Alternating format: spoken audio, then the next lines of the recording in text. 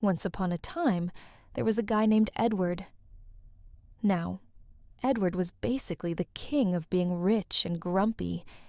He lived in these cold glass towers in the city and spent his days buying up huge companies just to break them into little pieces. He was super successful, but honestly, he was kind of a robot.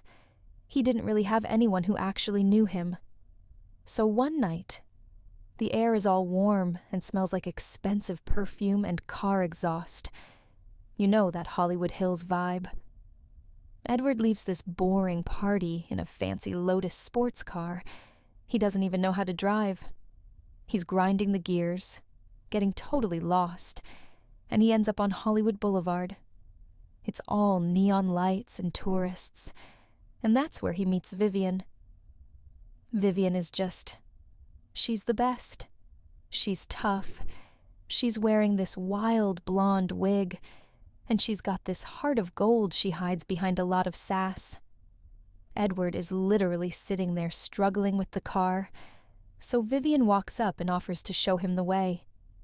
She hops in, shifts those gears like a pro, and drives him straight to the fanciest hotel in the city, the Beverly Wilshire.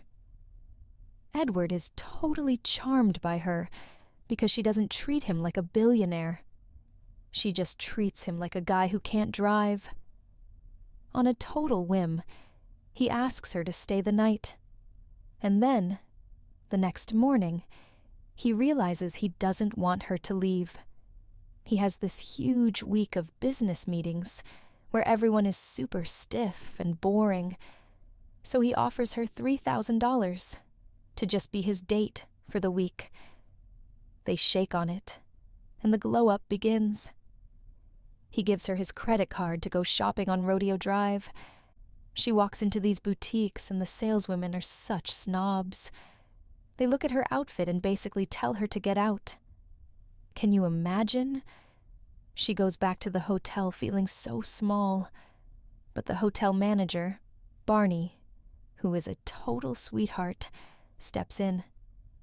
He helps her get this gorgeous floor-length gown and even teaches her which fork to use so she doesn't feel out of place at dinner. When Edward sees her that night, he literally can't even speak. She looks like a literal princess. They go to this big dinner, and for the first time, Edward starts seeing the world through her eyes. He tells her things he's never told anyone, about his dad, about how lonely he is. You can just feel the walls around his heart starting to crack. A few nights later, he takes her on a private jet to the opera in San Francisco. Picture it. The velvet seats, the huge golden stage, and the music is so beautiful it makes your heart ache. Vivian is sitting there in this red dress, crying because the story on stage is so much like her own life. That night, back at the penthouse, she breaks her own no-kissing rule and whispers that she loves him while he's falling asleep. But, of course, there's drama. Edward's lawyer, Philip, who is a total snake, by the way, tries to ruin everything. He treats Vivian like she's nothing, and for a second, it almost works. Edward tries to make it right in the only way he knows how, by treating their relationship like another business deal. He offers her a condo and an allowance, but Vivian is like, no way. She doesn't want to be a business deal. She tells him about her childhood fantasy, the knight on the white horse who rescues the princess from the tower. She wants the real thing or nothing at all. By the end of the week, Edward has completely changed. He saves the company he was supposed to destroy, kicks that mean lawyer out of his life, and realizes he's miserable without her. Vivian has already checked out of the hotel and gone back to her tiny apartment, packing her bags to start a new life and go back to school. She's sitting there, just waiting for the bus, and then you hear it. A car horn. This massive white limousine pulls up, and Edward is sticking out of the sunroof like a total dork. holding a bunch of roses.